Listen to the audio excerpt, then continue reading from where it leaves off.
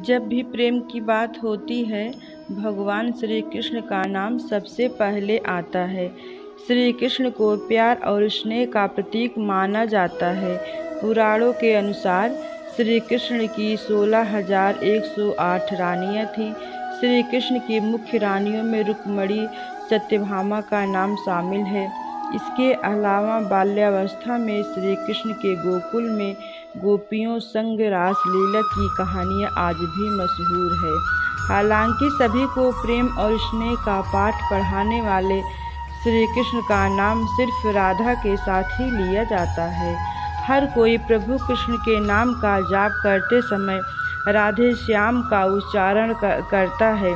भले उनकी 16,108 रानियां थीं, लेकिन जब प्रेम की मिसाल दी जाती है तो श्री कृष्ण और राधा का प्रेम सबसे ऊपर होता है। श्री कृष्ण और राधा की प्रेम कहानियाँ पीढ़ी दर पीढ़ी सुनने को मिलती है, लेकिन जब भी राधा रानी और श्री कृष्ण के प्रेम का जिक्र होता है तो यह सवाल जरूर मन में उठता है कि जब दोनों के बीच इतना प्रेम था तो कृष्ण ने राधा से विवाह क्यों नहीं किया। 16,100 रानियों में एक राधा क्यों नहीं। जानिए कृष्ण और राधा की प्रेम कहानियों के बारे में। आखिर कृष्ण ने राधा से शादी क्यों नहीं की। वेद पुराण के मुताबिक राधा वृषभानु नाम के एक गोप की पुत्री थी।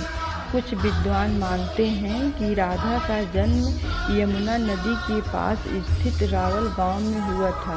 बाद में उनके पिता बरसाना में आकर बस गए थे। हालांकि कुछ लोगों का यह मानना है कि राधा का जन्म बरसाना में ही हुआ था। बरसाना में राधा जी को लाडली कहा जाता है। ब्रह्मवैवर्त पुराण के अनुसार राधा जी कृष्ण से 4 साल बड़ी थी और उनकी मित्र थी। राधा जी से जुड़ी कई अन्य मान्यताएं भी हैं। ब्रह्मवैवर्त पुराण के अनुसार राधा का विवाह रायाण नाम के व्यक्ति से हुआ था, जो कि माता यशोदा के भाई थे, यानी रिश्ते में राधा कृष्ण की मामी लगती थी। हालांकि अन्य पुराणों में ऐसा जिक्र नहीं मिलता। मान्यता है कि जब श्री कृष्ण 8 साल थे तो उनकी मुलाकात राधा से हुई, जो 12 साल की थी। श्री कृष्ण राधा से प्रेम करने लगे। दोनों एक दूसरे से विवाह भी करना चाहते थे। जब ये बात राधा के घर वालों को पता चली तो उन्होंने राधा को घर में कैद कर दिया। वह लोग राधा और कृष्ण की विवाह के इसलिए भी खिलाफ थे क्योंकि राधा की मंगनी हो चुकी थी। कहा जाता है कि श्री कृष्ण ने राधा रानी से शादी करने की हट कर दी थी। इस पर यशोदा माता और नंद बाबा उन्हें ऋषिगर्ग के पास ले गए। ऋषिगर्ग ने भी कान्हा को बहुत समझाया। इसके बाद कान्हा का मथुरा बुलाया आ गया। वह हमेशा के लिए वृंदावन छोड़कर मथुरा चले गए। उन्होंने राधा से वादा किया था कि वह वापस लौटेंगे, लेकिन वह कभी वापस नहीं आए। न ही राधा जी मथुरा या द्वारिका जाने का जिक्र मिलता है। राधा और कृष्ण का विवाह न होने के कई कारण बताए जाते हैं। इसमें से एक कारण नारद जी का श्राप भी माना जाता है। रामचरितमानस के बाल कांड के अनुसार माता लक्ष्मी के स्वयंवर में नारद जी भी जाना चाहते थे। भगवान विष्णु ने नारद जी के साथ छल करते हुए उन्हें खुद का स्वरूप देने के बजाय बानर का स्वरूप दे दिया, जिसकी वजह से माता के स्वयंवर में नारद जी का काफी उपहास हुआ। जब नारद जी को इस बात का पता चला तो वह बैकुंठ पहुंचकर विष्णु जी से बहुत नाराज हुए और श्राप दिया कि उन्हें पत्नी की वियोग सहना होगा।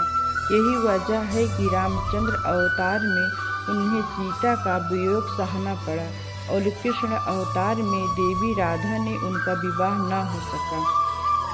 एक मत यह भी है कि देवी राधा ने श्री कृष्ण से विवाह के लिए मना किया था। राधा यशोदा पुत्र कान्हा से प्रेम करती थी, लेकिन जब वह मथुरा गए तो राधा रानी खुद को महलों के जीवन के लिए उपयुक्त नहीं मानती थी।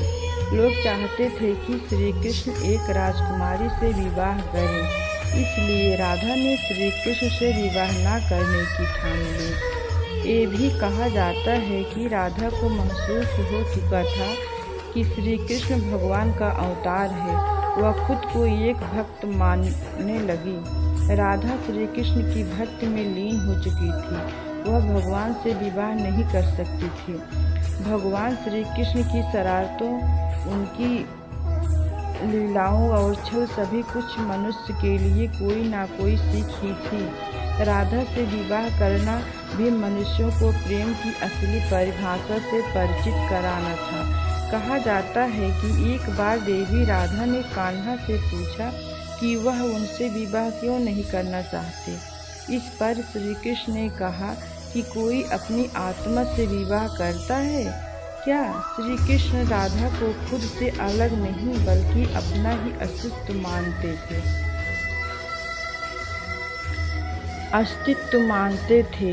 वह मनुष्यों को यह सीख देना चाहते थे कि प्रेम भौतिक संबंध से नहीं बल्कि आध्यात्मिक प्रकृति है। प्रेम और विवाह एक दूसरे से अलग नहीं है। जैसे राधा कृष्ण बिना विवाह भी सदियों से एक ही हैं। जहाँ कृष्ण का नाम है वहाँ राधा का स्मरण स्वाभाविक है। जय श्री राधे।